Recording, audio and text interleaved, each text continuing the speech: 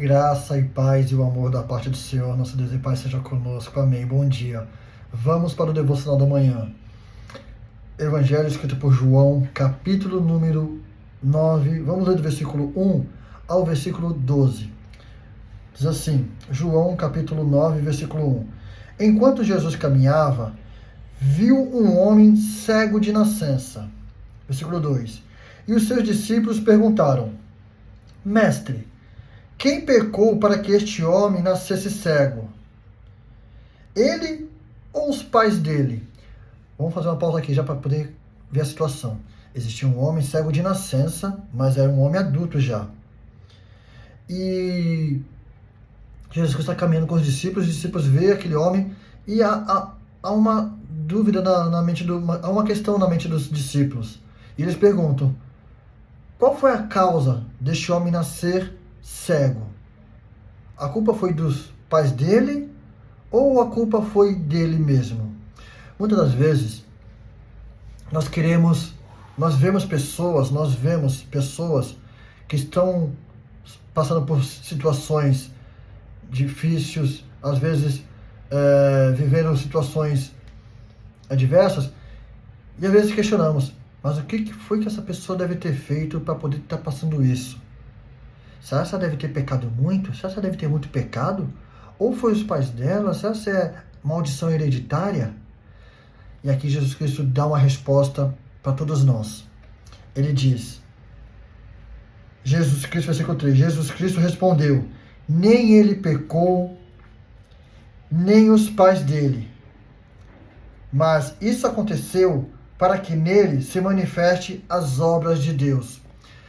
Então aqui há uma resposta para nós sobre essas questões que às vezes a gente vê. Às vezes as situações que você está passando não é por causa do seu pecado ou por causa do pecado de maldição hereditária. Porque isso não existe. Não existe maldição hereditária. Todos nós somos consequentes, somos responsáveis pelas nossas ações e nossas atitudes em que nós vivemos. Nós somos responsáveis pelas nossas escolhas, somos responsáveis pelas nossas decisões, somos responsáveis pelas nossas atitudes, somos responsáveis pelas nossas condutas. E há situações na nossa vida que acontecem justamente para isso, para que a glória de Deus, para que as obras de Deus se manifestem na nossa vida. Então, o primeiro ponto para que você enxergue aqui é que se você estiver passando por uma situação adversa, ao qual você já se perguntou: mas por que está acontecendo isso na minha vida? O que foi que eu fiz? O que será que eu fiz? Por que eu estou passando isso? Calma. Essas coisas que estão acontecendo na sua vida servem para manifestar as obras de Deus na sua vida.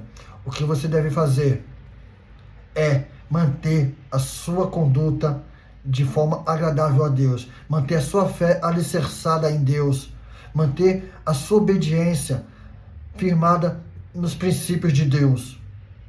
E assim você verá as obras de Deus se manifestando na sua vida. Vamos continuar. Versículo 4. É necessário que façamos as obras daquele que me enviou enquanto é dia. A noite vem quando ninguém pode trabalhar. Versículo 5. Enquanto estou no mundo, sou a luz do mundo. Então, olha só uma coisa também interessante aqui para nós observarmos.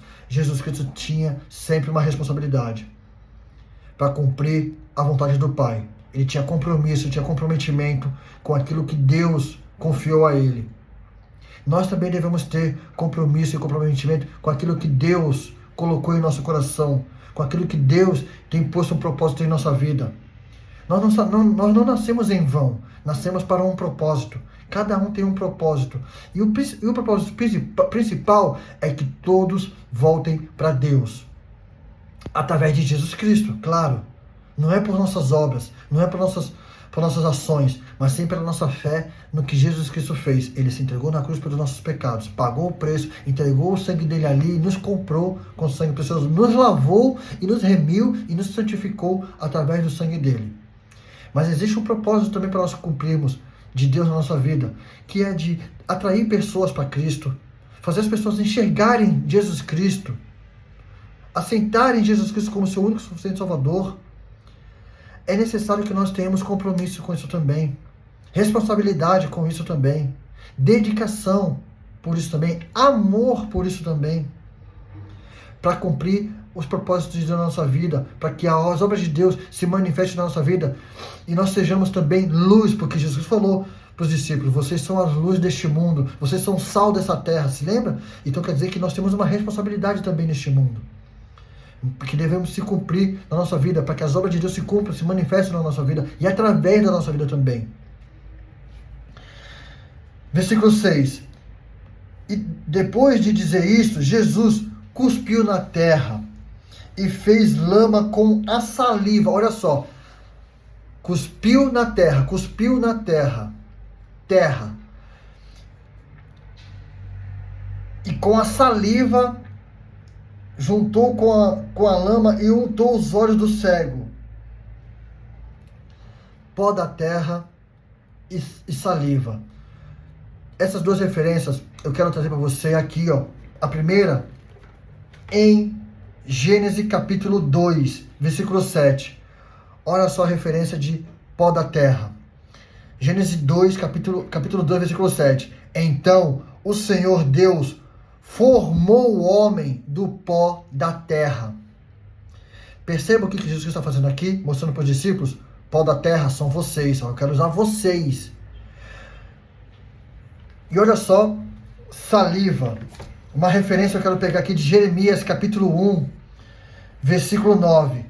Depois o Senhor estendeu a mão e tocou na minha boca e me disse: eis que eu ponho as minhas palavras na sua boca.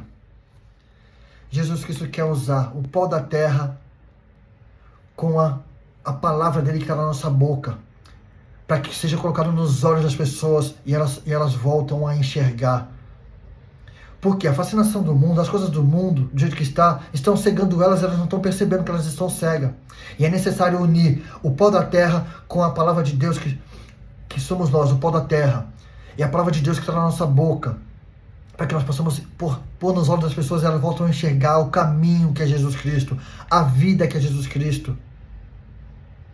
A união do pó da terra com a palavra de Deus, olha só o que faz. Olha o resultado.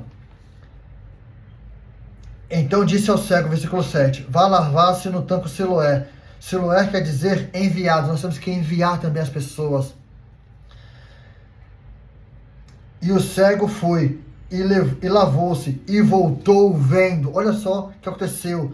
Versículo 8. Então os vizinhos e os que antes o conheciam de vista como mendigo perguntaram: não é este que ficava sentado pedindo esmolas? Versículo 9. Uns diziam: é ele.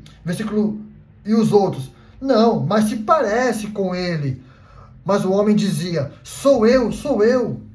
Versículo 10. Então lhe perguntaram: como foram abertos seus olhos?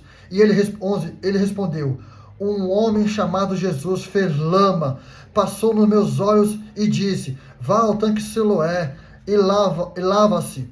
Então fui, lavei-me e estou vendo. Versículo 12. E eles perguntaram: onde está ele? Respondeu ele: não sei. Vê que coisa maravilhosa? Eu me vi nessa passagem. Um dia eu fui esse homem cego. Eu era esse homem cego por duas situações. Mas eu quero falar sobre isso amanhã. Então, deixa com que as obras de Deus se manifestem através da sua vida. Seja você esse pó da terra. Seja você a palavra de Deus que vai passar nos olhos das pessoas e elas vão voltar a enxergar. E você saiba onde é que está Jesus Cristo. Faça as pessoas enxergarem Jesus Cristo em sua vida. Amém? Que o Espírito Santo de Deus nos conduza a cumprir o propósito dele. O Senhor te abençoe e te guarde. O Senhor faça resplandecer o seu rosto sobre ti e tenha misericórdia de ti. O Senhor sobre ti levante seu rosto e te dê paz. A graça do Senhor Jesus Cristo e o amor de Deus e a comunhão do Espírito Santo seja com todos vós. Amém, amém, amém. Deus te abençoe. Seja esse pó da terra, seja a palavra de Deus para abrir os olhos das pessoas e elas voltam a enxergar o caminho da eternidade. Amém.